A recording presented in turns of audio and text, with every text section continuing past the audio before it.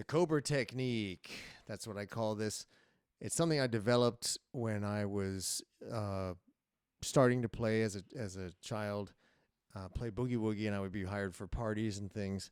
And my hands were small and they would get tired. And so out of necessity, I developed ways, on the job to make things more tolerable for my hand, to make it more efficient. And so I'm going to show you that right now. It's one of my big trade secrets. And so this can be used with any static pattern. A static pattern means that you're staying one place. So this, or that one, or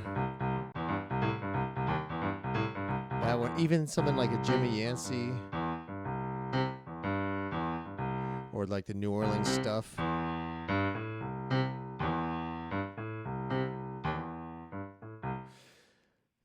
So what you may already be noticing is that they go back to that bass note, that the root of the chord, in this case C.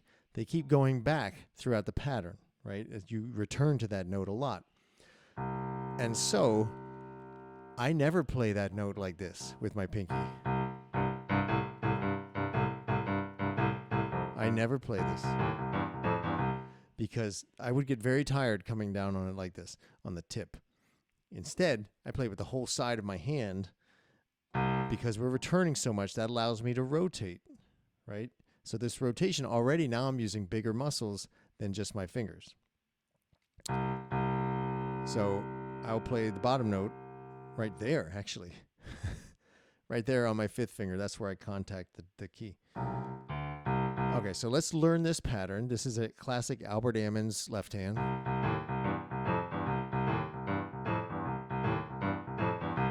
Okay, so if you don't know it already, it's C twice. Then we got E flat A, back to C, E and G, back to C, F and A, E and G.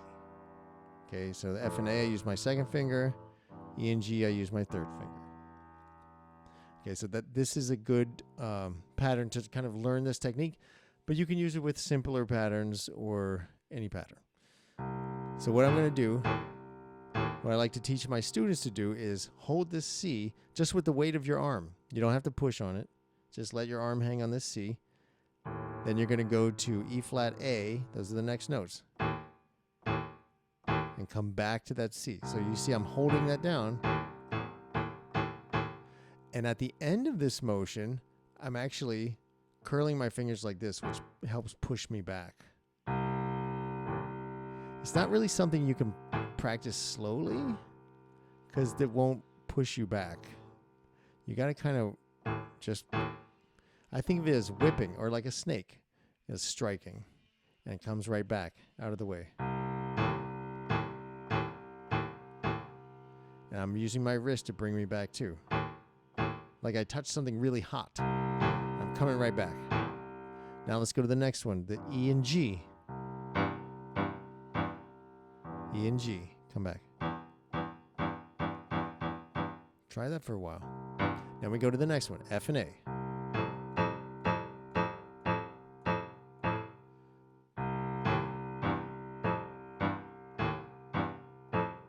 Now I'm going through all of them.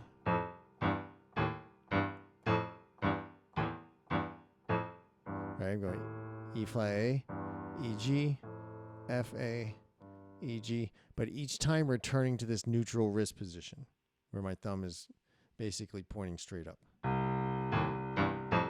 Okay, now let's add the, just do the first part. So C twice. And now when I flick, I really do jump back, which is good because I don't need to be holding that C down. I'm holding it down only until I flick and push off the E flat and the A.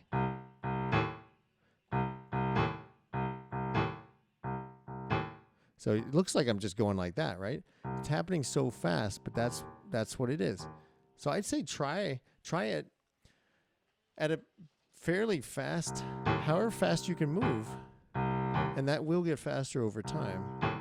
But you want to return to that neutral position. Okay, try the next one. So now I'm going to E and G. Oops. I guess just one C.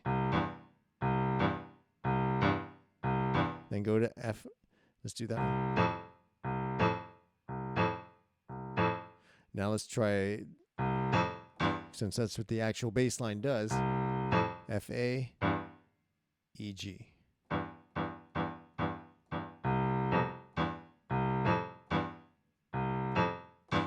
So I'm pushing with my tricep now a little bit.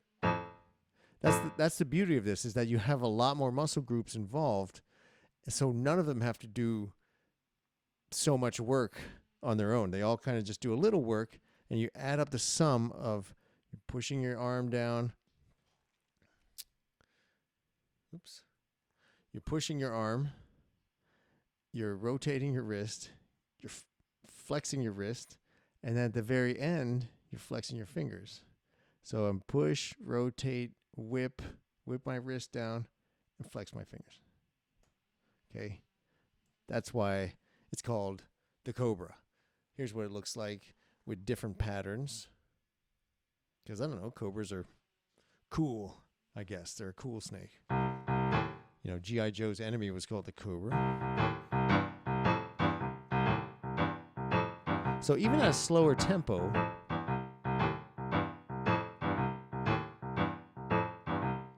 I can still get that whipping.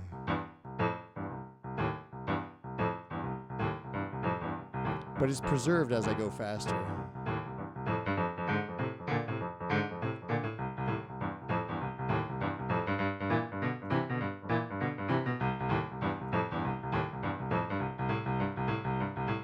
Here's what it looks like with that left hand.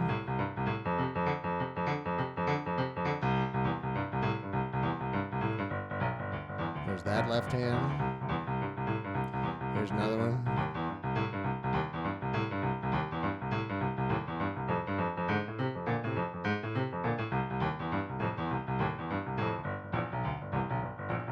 Okay. So my point is, it works with anything where you're coming back, even the Yancey bass line.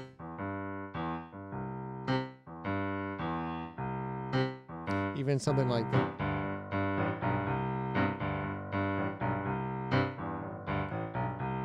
See that first one?